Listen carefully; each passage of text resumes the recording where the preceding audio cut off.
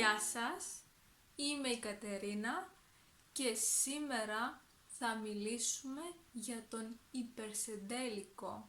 Θα μιλήσουμε για τον υπερσεντέλικο της ενεργητικής αλλά και της παθητικής φωνής. Ξεκινάμε λοιπόν. Ο υπερσεντέλικος χρησιμοποιείται όταν θέλουμε να μιλήσουμε πρώτον για μία δραστηριότητα που ολοκληρώθηκε στο παρελθόν πριν από μία άλλη δραστηριότητα που και αυτή συνέβη στο παρελθόν. Για παράδειγμα, ο Γιάννης είχε φύγει πριν έρθει ο Νίκος. Όταν γύρισαν οι γονείς της, η Μαρία είχε κάνει τα μαθήματά της και όταν έφτασε η πυροσβεστική, το σπίτι είχε καεί. Και δεύτερον, ο υπερσυντέλικος χρησιμοποιείται για μία δραστηριότητα που έγινε στο μακρινό παρελθόν.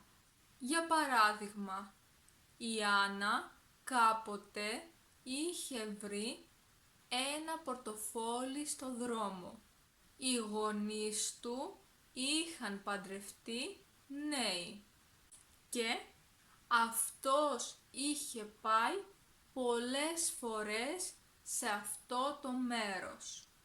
Και τώρα ας δούμε πώς σχηματίζεται ο υπερσυντέλικος και στην ενεργητική αλλά και στην παθητική φωνή. Ο υπερσυντέλικος σχηματίζεται με το έχω στον παρατατικό και το άκλητο ρηματικό τύπο σε ή χωρίς τόνο για την ενεργητική φωνή και σε ή με τόνο για την παθητική φωνή, με τον οποίο ρηματικό τύπο σχηματίζεται και ο παρακείμενος. Ας δούμε μερικά παραδείγματα για τον τρόπο που σχηματίζονται τα ρήματα στην ενεργητική φωνή. Έχουμε το ρήμα γράφω που θα γίνει είχα γράψει. Μετά έχουμε το ρήμα διαβάζω που θα γίνει είχα διαβάσει. Ακολουθεί το ρήμα βλέπω που θα γίνει είχα δει. Μετά έχουμε το ρήμα ακούω που θα γίνει είχα ακούσει. Και επίσης έχουμε το ρήμα μιλάω που θα γίνει είχα μιλήσει. Και τώρα ελάτε να δούμε την κλίση αυτών των ρημάτων. Είπαμε ότι το ρήμα γράφω θα γίνει είχα γράψει. Εγώ είχα γράψει. Εσύ είχες γράψει. Αυτός, αυτή, αυτό είχε γράψει.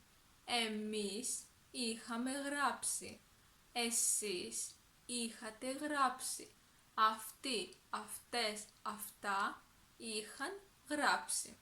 Ακολουθεί το ρήμα διαβάζω που θα γίνει είχα διαβάσει.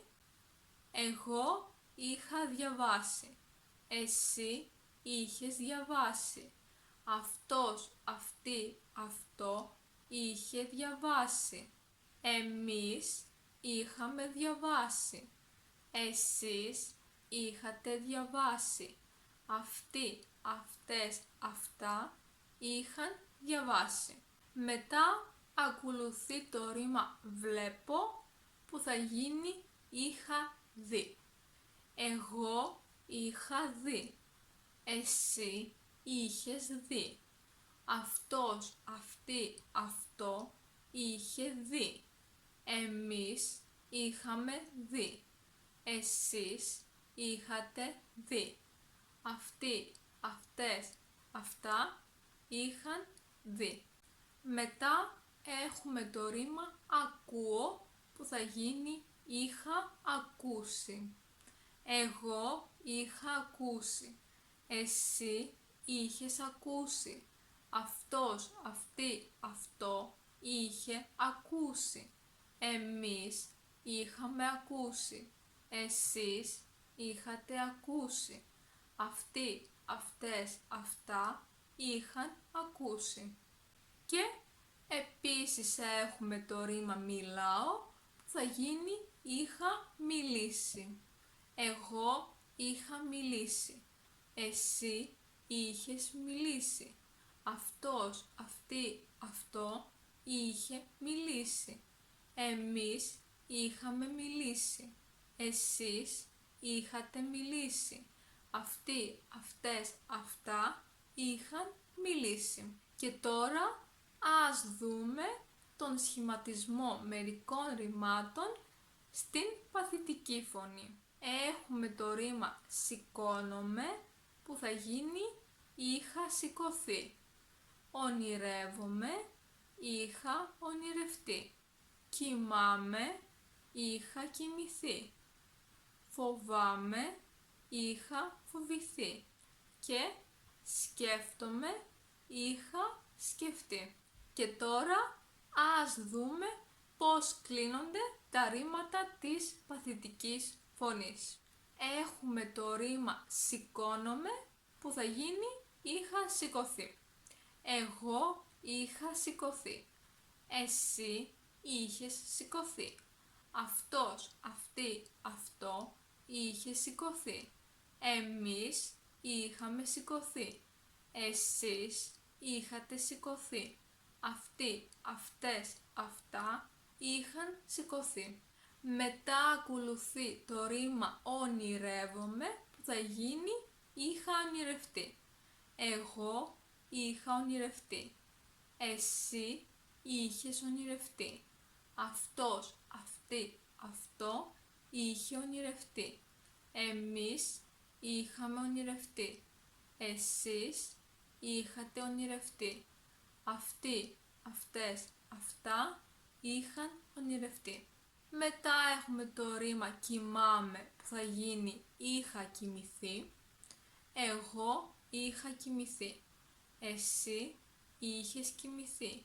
Αυτός, αυτή, αυτό είχε κοιμηθεί. Εμείς είχαμε κοιμηθεί. Εσείς είχατε κοιμηθεί.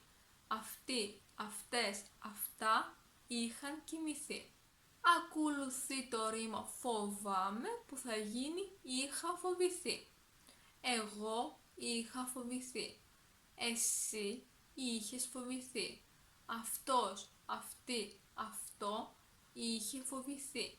Εμείς είχαμε φοβηθεί.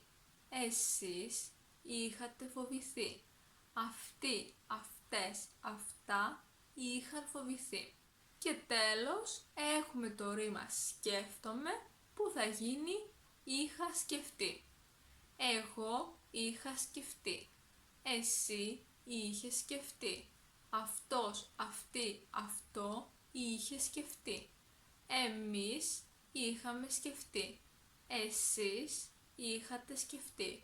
Αυτοί, αυτές, αυτά είχαν σκεφτεί. Αυτό ήταν λοιπόν και για σήμερα. Ελπίζω να σας άρεσε το βίντεο.